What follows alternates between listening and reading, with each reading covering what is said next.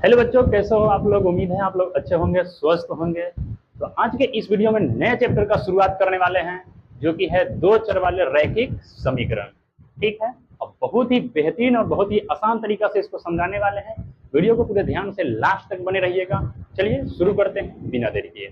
आइए, बोला है दो चर वाला रैखिक समीकरण युग्म चैप्टर का नाम है।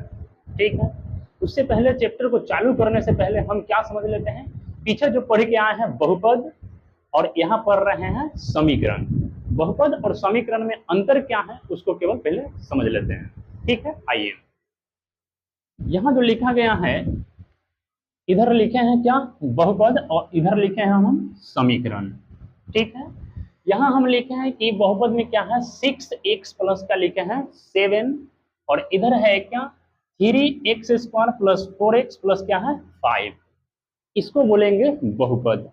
ठीक है, इसी बहुपद को अगर इसमें बराबर लगा करके हम कोई भी मान लिख देते हैं, बराबर का चिन्ह दे करके कोई भी मान लिख देते हैं, या 0 हो, 5 हो, 2 हो, या भी कोई भी संख्या हो। ठीक है, कुछ भी बराबर के उस पर कुछ भी अगर लिख देते हैं तो उसको बोला जाएगा क्या है, ये समीकरण है। ठीक है, इसी में अगर इसी को यहाँ से बराबर को हटा दिया जाए तो यहाँ से क्या बन जाएगा, बहुपद बन जाएगा। लेकिन अगर इसी में अगर बराबर देकर के कुछ भी लिख दिया जाए तो ये जो है से क्या हो जाएगा, समीकरण बन जाएगा। ठीक है, तो समीकरण बनाने के लिए सिर्फ एक बराबर की जरूरत होती है। ठीक है, और इसी में अगर ये वाला इसमें अगर बराबर नहीं है तो ये हो जाएगा क्या, बहुपद। अगर इसमें बराबर पड़ गया तो ये हो जाएगा समीकरण। ठीक है, दोनों में अंतर समझ में आया होगा। ठीक है, अब यहाँ समझते हैं कि दो चर वाला रैखिक समीकरण जो है इसका मतलब क्या होता है। एक एक शब्द का मतलब समझेंगे, पूरे ध्यान से देखिए। यहाँ पर है क्या, दो का मतलब आप समझ रहे हैं क्या होता है। दो मतलब दो संख्या होता है। चर का मतलब होता है जैसे x, y, z, ये भी कोई भी वेरिएबल ले लीजिए, ये सब क्या है, चर हो जाएगा। कोई भी वेरिएबल ले लीजिए, वो क्या हो जाएगा, चर कहलाएगा। उसके बाद रैखिक, रैखिक का मतलब होता है चर का अधिकतम घात क्या होना चाहिए, एक होना चाहिए। यहाँ लिख दीजिए, रैखिक का मतलब होता है चर का अधिकतम घात, अधिकतम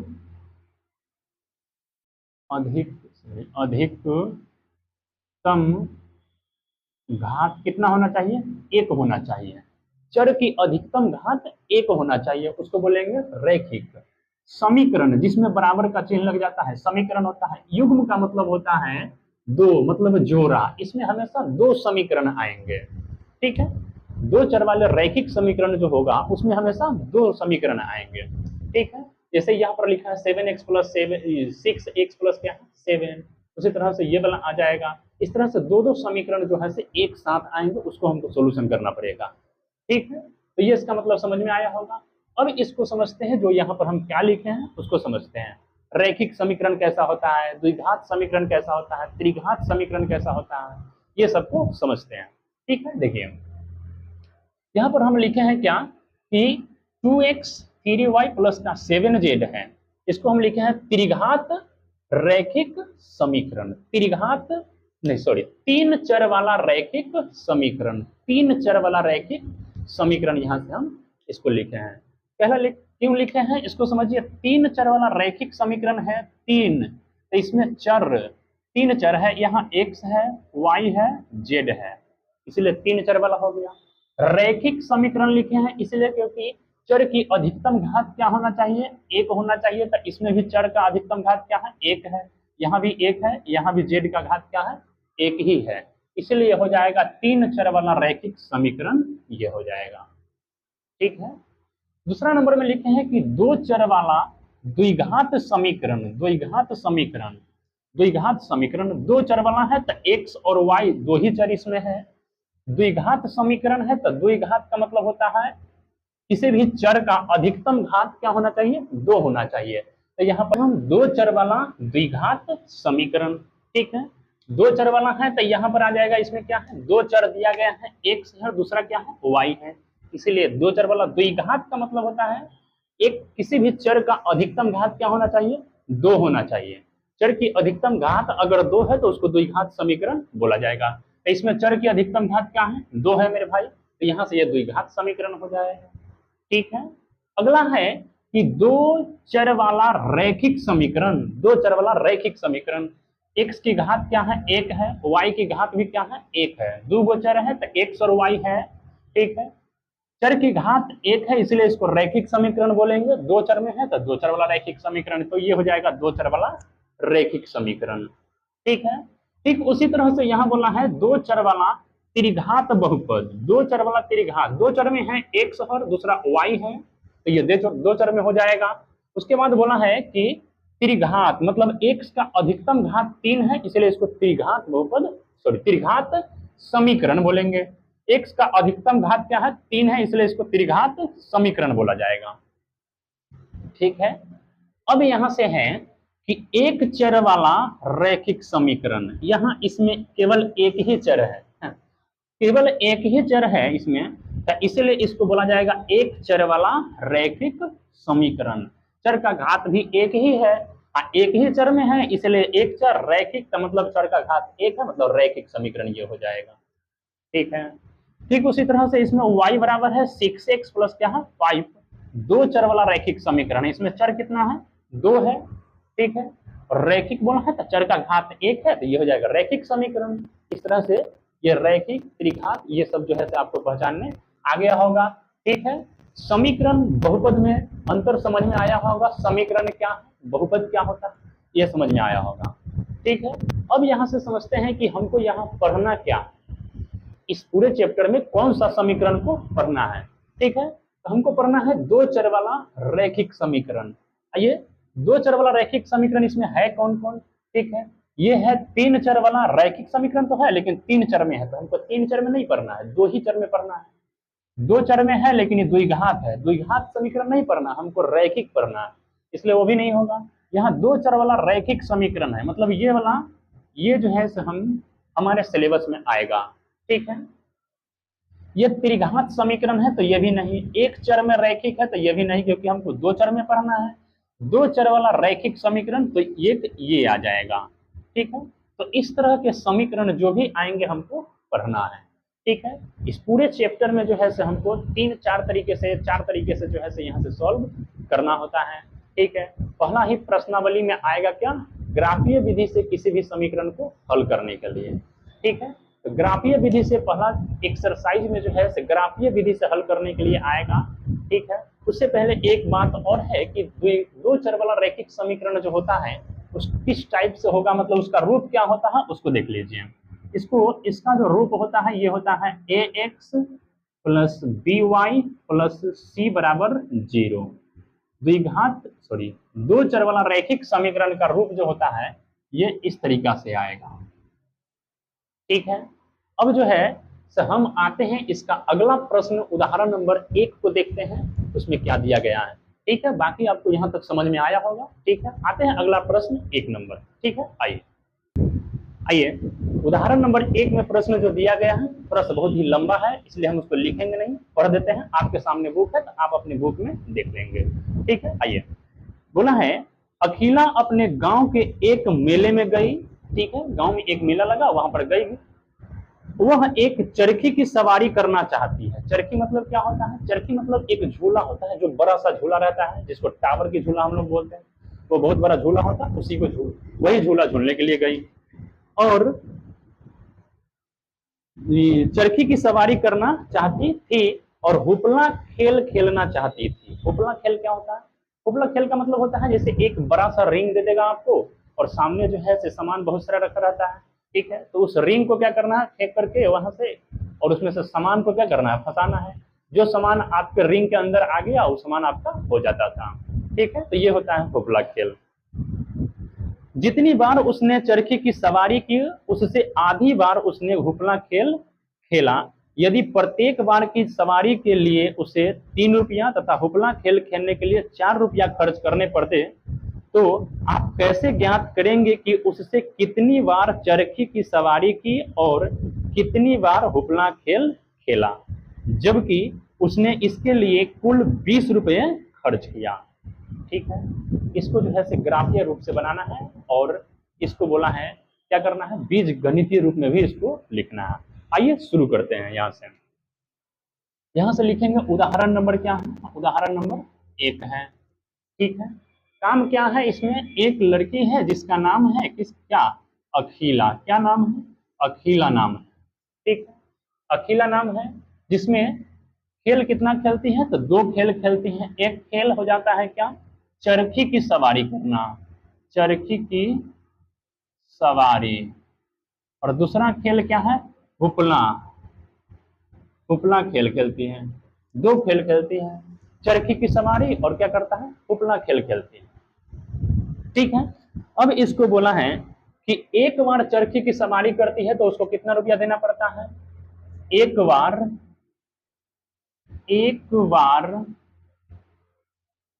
चरखी चरखी की एक बार जब चरखी की सवारी करती है तो उसको कितना देना पड़ता है, 3 रुपया देना पड़ता है मेरे भाई।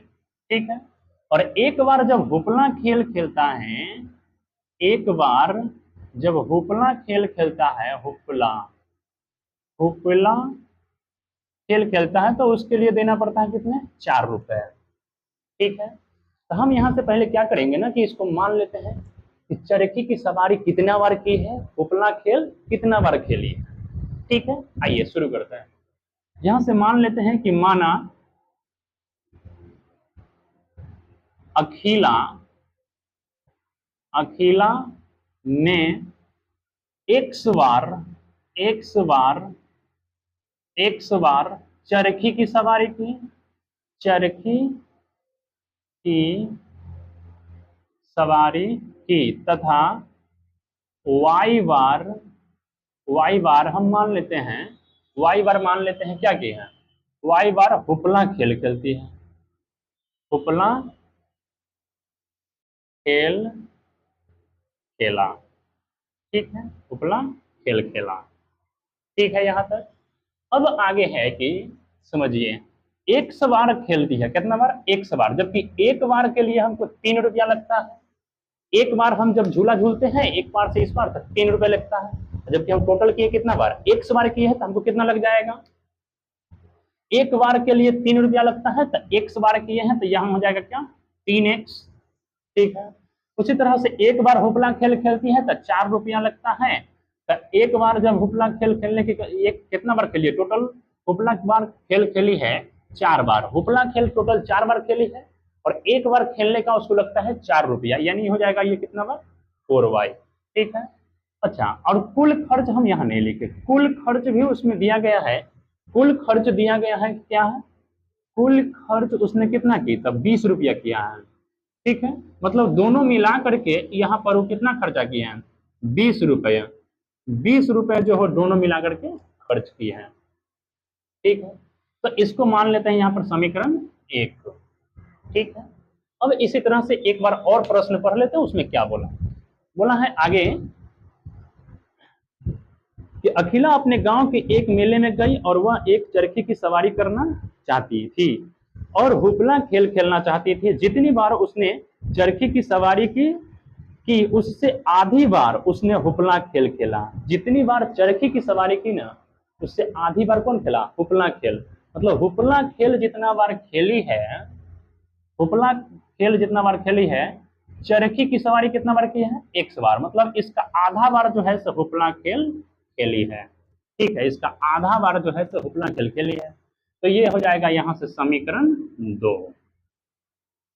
ठीक है, इस तरह से ये समीकरण 2 बना। अब हमको बोला था बीजीय गणितीय रूप में लिखने के लिए, तो बीज गणितीय रूप में यहाँ से लिखा गया है।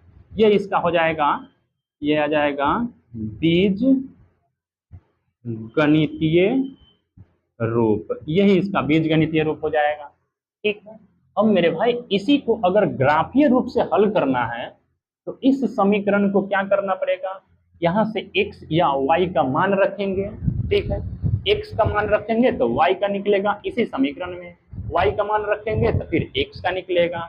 ठीक है, इस तरह से 2-2 मान 3-3 मान यहाँ से निकाल लेंगे, उसके बाद ग्राफ बनाएंगे, उसको खींच देना है। आइए करते हैं। पहला समीकरण यहाँ दिया गया है कि क्या है, 3x + 4y बराबर क्या है, 20 है। ठीक है, अब मान लेते हैं यहाँ से x पहला जो आ जाएगा इसका बिंदु क्या आता है उसको देख लीजिए। बिंदु आ जाएगा इसका x और y।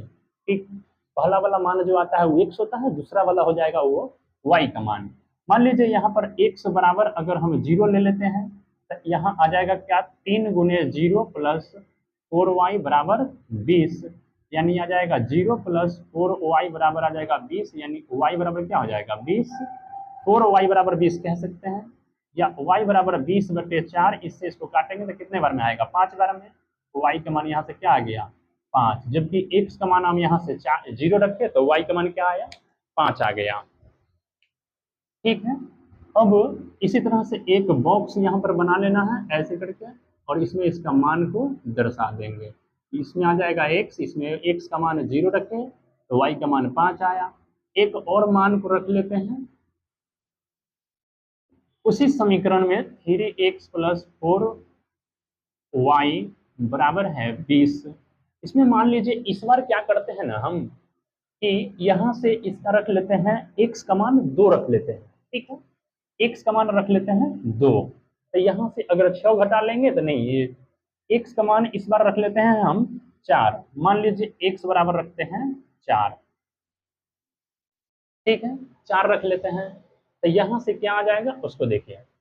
x का मान 4 ले लेंगे तो 3 गुनी आ जाएगा 4 + 4y बराबर का 20, यानी आ जाएगा 12 + 4y बराबर का ये 20 आ जाएगा। 4y बराबर का 20, इधर आकर के 12 घट जाएगा, 4y बराबर यहाँ से 8, y बराबर 8 बटे आ जाएगा 4, इससे इसको काटेंगे तो 2, यानी y बराबर क्या आ गया, 2 आ गया। ठीक है, x का मान क्या रखे थे 4, y का मान क्या आ गया 2। मान अपना मन से इस तरह से सोच कर रखना है कि कभी भी मान जो हमारा यहाँ आए बट्टे के रूप में नहीं आए, मतलब भिन्न के रूप में नहीं आना चाहिए, तो थोड़ा सा ये गड़बड़ हो जाएगा, वहाँ ग्राफ पर दर्शाने में परेशानी हो जाएगी, क्योंकि ग्राफ पर जो है सो भिन्न वाला मान वहाँ पर दिखता नहीं है। ठीक है, उसको दिखाना पड़ता है जबरदस्ती, इसलिए यहाँ पर जो है सो साफ साफ पूरा पूर्णांक मान आएगा तो थोड़ा सा अच्छा होगा। ठीक है, आइए अब यहाँ से करना क्या है, ठीक इसी तरह से समीकरण दूसरा में मान रख करके निकाल लीजिए 2 दूसरा समीकरण यहाँ दिया गया है y बराबर 1/2x। ठीक है, यहाँ से x का मान लीजिए 0 रख लेते हैं, x बराबर 0, तो y का मान आ जाएगा 1/2 गुने 0, यानी y बराबर क्या आया, ये भी 0, x का मान भी 0, y का मान भी 0 आ गया। ठीक है, इसी तरह से एक बॉक्स और बना लेंगे और यहाँ पर लिख देंगे ये वाला x और y, ये भी 0, ये भी 0। ठीक है, इस पर हम क्या करते हैं ना कि इस पर हम क्या करते हैं ना कि x का मान ले लेते हैं 2, तो यहाँ y बराबर समीकरण है 1/2x, तो y बराबर है 1/2 और x का मान 2 रखते हैं तो इससे ये चला जाएगा, y बराबर क्या आया 1 आ जाएगा। इस तरह से x का मान 2 आया है तो y का मान क्या है 1 है। इस तरह से जो है से मान निकाल लेना है। अब मान निकालने के बाद क्या करना है ना कि अब इसको ग्राफ खींचना है। ठीक है, तो ग्राफ खींचने के लिए है कि ऐसा इस पर जगह कहीं पे है नहीं, थोड़ा सा भी हम यहाँ से क्या करते हैं इधर बना को हटाते हैं। ठीक है, उसके बाद इधर ग्राफ बना देंगे। ठीक है, तो आइए अब आइए इधर ग्राफ बनाते हैं। ग्राफ बनाने के लिए हमको एक चाहिए क्या, इस तरह से चाहिए, इसको थोड़ा सा और ऊपर कर लेते हैं, इसको थोड़ा सा और लिया कर लेते हैं। ठीक है ना, ये आ जाएगा x डैश, ये आ जाएगा x, और यहाँ जो है ये y डैश हो जाएगा, ये हो जाएगा y। इससे इधर होता है प्लस का मान हो जाएगा 1 2 3, इस तरह से 4 5 6। ठीक है, अब यहाँ देख लेंगे कि सबसे अधिकतम मान हमको 5 दिख रहा है दोनों में, तो उससे एक और अधिक ले लेना है इस तरह से, और यहाँ बनाना है माइनस का 1, ये हो जाएगा माइनस का 2, माइनस का 3, माइनस का 4, माइनस का 5, माइनस का 6। इधर हो जाएगा -1, -2, -3, -4, -5, इस तरह से -6। ऊपर ले लेंगे तो 1 2 3 4 5, इस तरह से 6। अब चलिए दर्शा देते हैं। यहाँ पर मान को कहाँ रखना है, आप जो है से इसको बहुत ही बढ़िया तरीका से कॉपी पर स्केल और पेंसिल की मदद से बनाएंगे तो बहुत ही साफ साफ और बेहतरीन बनेगा, एकदम सटीक लाइन पर कटेगा। हम जो है यहाँ पर अंदाजी बना रहे हैं मेरे भाई, तो ये थोड़ा इधर उधर हो सकता है, ठीक, क्योंकि हमको सिखलाना है। x का मान 0 है तो y का मान क्या हो जाएगा 5। पहले ये वाला है तो इसको रखते हैं, x का मान 0, y का मान 5। x का मान 0 कहाँ होगा, y का मान 5 कहाँ है, तो y अक्ष पर x का जो भी मान होगा सब 0 होता है, ठीक है। तो x का मान 0, y का मान 5 हमको कहाँ है, तो जो है से यहाँ पर हो जाएगा, ये वाला यहाँ हो जाएगा 0,5, ठीक है। अब बोला है x का मान 4, y का मान 2, x का मान 4, y का मान 2, तो यहाँ 4 है, इसके जस्ट ऊपर जाएंगे 2 के सामने लगभग लगभग यहाँ आ जाएगा। ये दिख रहा है क्या, थोड़ा सा ऊपर ही चला गया, और ये नीचे आ जाएगा यहाँ पर, ये आ जाएगा क्या 4,2, ये आ गया। अब इसको क्या करना है ना कि इसे मिला देना है, दोनों को जब यहाँ से मिला देंगे ऐसे तो ये आ जाएगा मेरा ग्राफ बन के रेडी है, ये आ गया, ठीक है। अब इस तरह से दूसरा को रखेंगे यहाँ पर, तो दूसरा का क्या है, x का मान भी 0, y का मान भी 0, भाई दोनों कहाँ होगा, तो यहाँ पर होगा, दोनों x और y का मान 0 0, यहाँ यहाँ ये आ जाएगा, ठीक है। दूसरा है क्या, x का मान 2 है, y का मान 1 है, x का मान 2, y का मान 1, इसके ऊपर 2 के ऊपर इसके सामने ये हो जाएगा यहाँ पर, ठीक है। अब इसको यहाँ से मिला देंगे तो यहाँ क्या आने वाला है उस पर ध्यान दीजिए, इस तरह से ये कटेगा, ठीक है। अब ये आ गया इस तरह से, ठीक है। अब यहाँ क्या आ जाएगा उसको देख लीजिए, ये जो है समीकरण किसका है, y बराबर 1/2x है, ये वाला किसका है समीकरण, ये जो है ग्राफ बना है, ये रेखा है x + 4y बराबर 20, ठीक है। इस तरह से इसको दर्शाना है। अब इसमें जो मान आएगा, दोनों रेखा एक दूसरे को जहां काट रहा है, ये वाला रेखा जहां दोनों काटेगा दोनों एक दूसरे का, वही इसका आंसर हो जाएगा, ठीक है। इस तरह से इसको क्या करना है, दर्शाना है। हम चूंकि यहाँ पर अंदाजी बना है बिना स्केल के, तो ये थोड़ा इधर उधर हो सकता है, ठीक है। आप जो है सो उसको बढ़िया से पेंसिल और स्केल की मदद से सादे पन्ने पर बनाएंगे तो बहुत ही बेहतरीन बनेगा, एकदम सटीक बनेगा, ठीक है। तो यहाँ तक बाकी समझ में आया होगा आपको, ठीक है। आज के इस वीडियो में इतना ही रहने देते हैं, फिर अगले वीडियो में अगले प्रश्न के साथ देखते हैं, ठीक है। बाकी उम्मीद है आपको यहाँ तक समझ में आया होगा बिल्कुल आसान तरीका से, ठीक है। और इसमें कोई भी डाउट है आपको तो आप कमेंट करके बता सकते हैं, ताकि मैं उसके अगले वीडियो में उसका सोल्यूशन कर सकूं, ठीक है। बाकी उम्मीद है आपको समझ में आया होगा। बाकी वीडियो अच्छा लगा वीडियो को लाइक कीजिए, शेयर कीजिए, चैनल पर नए हैं तो चैनल को सब्सक्राइब कर लीजिए। मिलते हैं फिर नेक्स्ट वीडियो में नेक्स्ट प्रश्न के साथ, तब तक के लिए जय हिंद।